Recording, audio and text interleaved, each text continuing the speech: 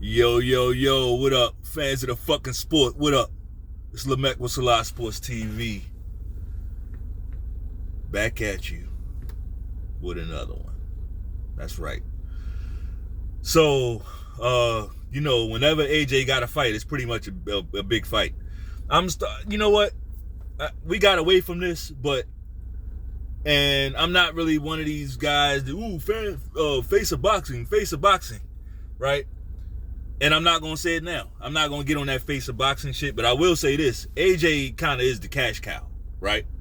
AJ moves the needle when it comes to the money. Not Canelo, right? Not Canelo. So if y'all insist on this face of boxing, he's the face of boxing, then it's AJ, Anthony fucking Joshua, right? But anyway, the elephant in the room is that Anthony Joshua has a fight coming up against Otto Wallin, right? Got a big fight coming up against Otto Wallin. Little crafty, dangerous, little southpaw, right? So let's talk about it.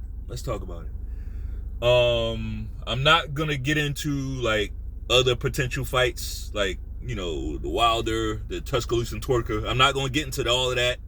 I'm just gonna talk about this fight. Those fights will be for another video, right? Because I think that type of shit has really, honestly, I think it's that type of thinking has hurt AJ in the past. Like looking forward towards other fights. That's because he had all those belts and he was trying to meet all those mandatories and fight all his mandatories, so it constantly got you overlooking your opponent. And in boxing, that's fucking dangerous. You can't overlook your opponent.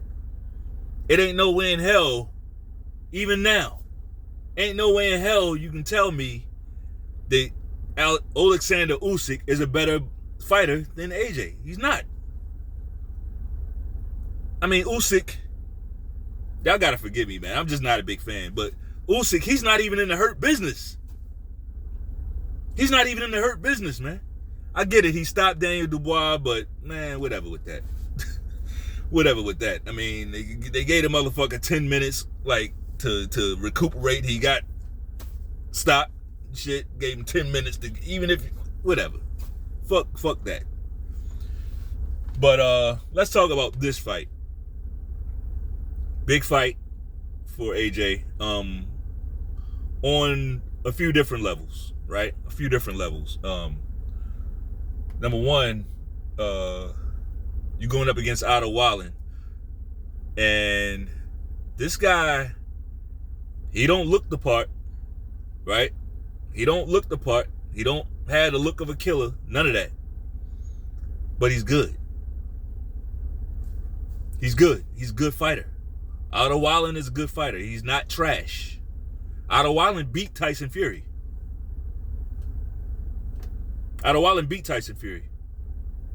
He had Fury leaking all over the fucking ring, and it wasn't due to a headbutt. Right? Wasn't due to a headbutt.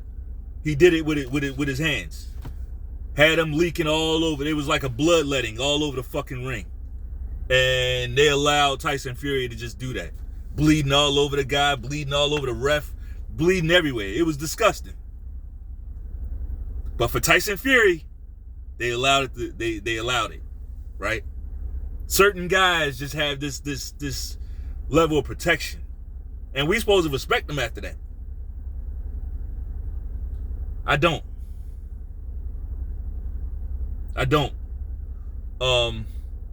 So Otto Wallin is a live fucking dog. Don't get it fucked up. Otto Wallin can fight, right? Doesn't have the most beefed up resume, I would say his best outing, other than the Fury fight. I mean, he should have got his hand raised in that fight, not off the scorecards, off of TKO, because any other fighter that would have been a TKO stoppage. Due to cuts, right? But yeah, I'm still a little salty about that. But the guy can fight. his best outing other than that fight, I would say, will probably be the Dominic Breazeale fight. Now, it's Dominic Breazeale. We know he is like, by that time, Breazeale was pretty much, I mean, he was never really that guy, right? But by the time Otto Wallin got his hands on him, Dominic Breazeale was a shell of even what he was before, right? I think AJ fought the best version of Dominic Breazeale. Between AJ, Deontay Wilder, and Otto Wallin, I think AJ fought the best version of Dominic Breazeale, right? He was still unbeaten.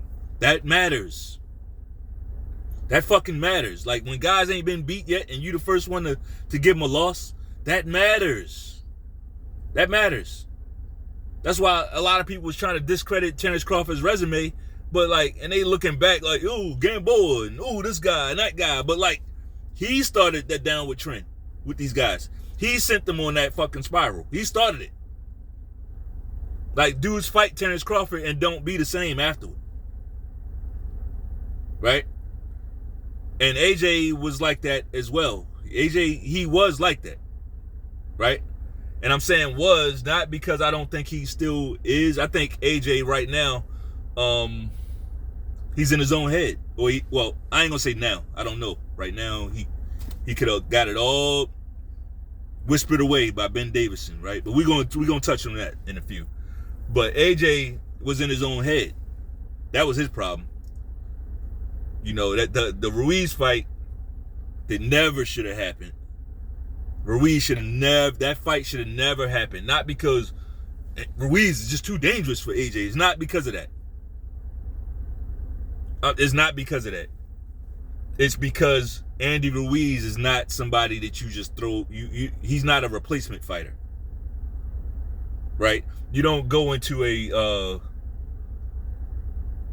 well, what's his name? Big Baby Miller. You don't go into a Big Baby Miller fight, and then once he pop hot, replace him with Andy Ruiz. You don't do that. You've been preparing for a certain type of guy, and yeah, Big Baby Miller, he threw a lot of punches and he was busy, but he didn't have the same skill set as Andy Ruiz. Andy Ruiz is a hand speed guy with punches that you don't see, that you will not see coming. That's Andy Ruiz. He's gonna hit you with some shit that you don't see, right? So I just think that I put that on Eddie Hearn, right? And when I say I put that on him, not as a boxing promoter. All right, there's two ways of looking at that. As a boxing promoter, Eddie Hearn is the best boxing promoter because he's fan friendly, right? So as a fan friendly promoter, oh yeah, awesome. You're replacing this guy with that guy. A great fight.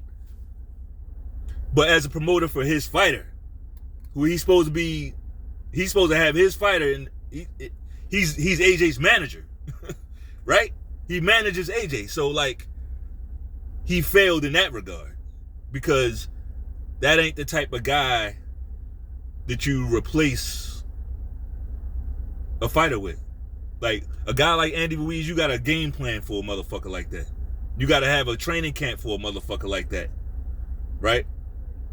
You got to know what to do for a motherfucker like that. So, yeah. And then, even with that said, like, I don't know why AJ was so traumatized by it. He fought well in that fight until he got hit with that shot that he didn't see. It kind of knocked off his equilibrium. But he needs to, like, get over that shit. He dropped Andy Ruiz with a big shot. But the problem is, he just thought he was more hurt than he really was. That's all. If he would have stayed disciplined, stayed back, right? He came in there real wild after the first knockdown. He came in there real wild. Andy Ruiz got a chin. Like, he wasn't ready to go yet. And he still had the hand speed. So once he went upside AJ's head and shit with that shot that he didn't see, it got him off. Even then, it was a bad fucking stoppage. right? All right, he spit out his gum shield. As a ref, you're supposed to put it back in his mouth. If you need to, give him a warning. You say, hey, don't do that shit again. But you don't fucking stop the fight. He's the champion. You don't stop the fight because a guy spit out his gum shield. Like, that does not mean he's quitting. That means he's trying to get some more time. So the right call would have been to give him a warning. To say, I saw what you did, motherfucker. I'm going to give you this back. Don't do it again. Now look at the difference between how when AJ spit out his gum shield and when Usyk got hit below the belt. One guy gets 5 minutes, 6 minutes, like all this extra time to recover. The other guy, fight's over. Fight's over. It's over. It's bullshit. It's fucking bullshit. We need some consistency in these referees. Right? But I'm digressing big time, right? Nah, I mean, I'm just like the type you can't pull the wool over my eyes. Like, I saw what I saw.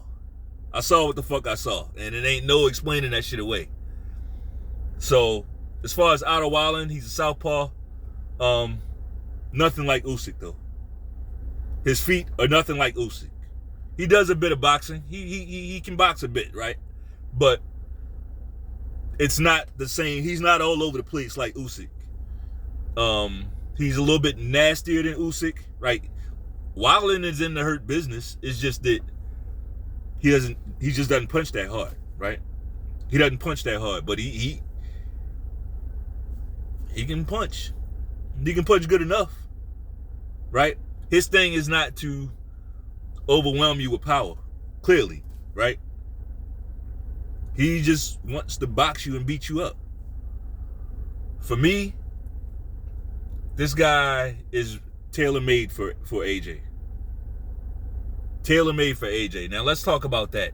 Because the reports are in that Derek James is not going to be a part of the AJ camp for this Otto Wallin fight. I'm not sure if Derek James has been fired, right? Straight up fired. I'm not sure of that. I'm not sure if it's just a scheduling thing because, you know, the shit's kind of short notice now. Like, that fight's, like, coming up soon. So, you know, and Derek James, he's got a lot of guys. He's got a lot of different fighters that he's training now. So, I'm not sure if it's a scheduling thing or if he's been outright fired.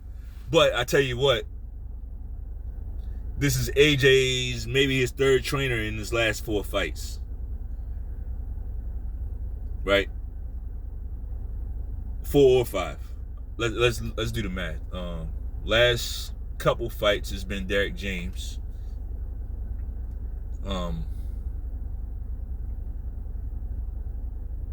you had the Usyk fight. That was Robbie Garcia, who I like as a trainer, but just not for AJ, right?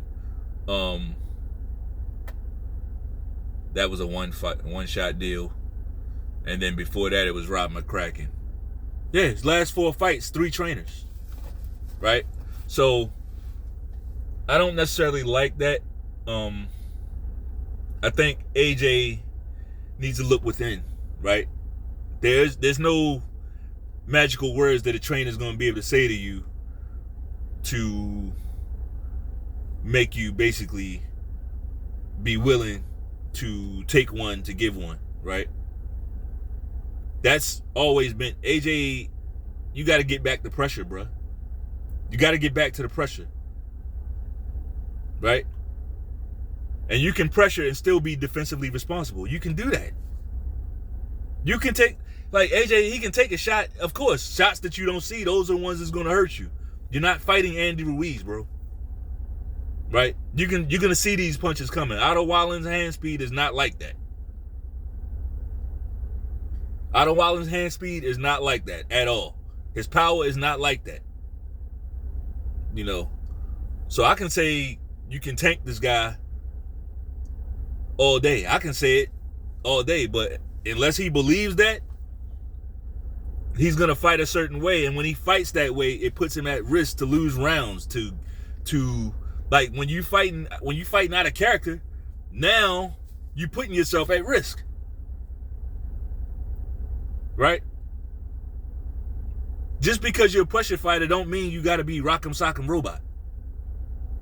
It don't mean that. Like, Mike Tyson was a pressure fighter. I would have loved for him to call Mike Tyson to give him to train him for this camp and for future camps. But as the reports also coming in, he's working out with Ben Davison. Not really a big Ben Davison guy, you know. I'm not really a big Ben Davison guy, but one thing I will say about Ben Davison, his thing is more sports psychology, right? He's a whisperer. He's a boxing whisperer. So, maybe that's what AJ needs. Maybe that is what he needs. But I always say, and this is just in life in general, like, go within. Everything, all the answers are within you. All the answers are within you. A lot of times, we don't want to deal with that truth, you know, of what really happened. Like, for instance, I don't know if this is true or not, but like, AJ might not want to look at that Ruiz fight, right? But that's where all the truth is. If he could just, and take that shit apart, just like I did a few minutes ago. See that the referee fucked up by stopping the fight. See that you went into little too ragtag after you got that knockdown on Andy Ruiz. You went in a little too sloppy. You thought he was more hurt. That's a common mistake. That happens in boxing. Acknowledge that. It's not that you're chinny. It's the fact that you got hit with some shit that you didn't see. Why? Because you went in there reckless. Why did you do that? Because you thought he was ready to go and he wasn't. Simple. It's very simple. Once you deconstruct that, all that mysticism goes away. All that shit goes away. You got to get in your own head and then get out of your own head. Right? You got to get in and get out. Figure the shit out and keep it moving. We've all been there. We've all been there. Maybe not in the boxing ring or the football field, soccer pitch, the fucking tennis court, fucking basketball court, business, right? We've all been there. But you gotta figure it out. You gotta figure it out. Period. Point blank in the fucking story. So as you can tell, I'm pulling for AJ in this fight, right?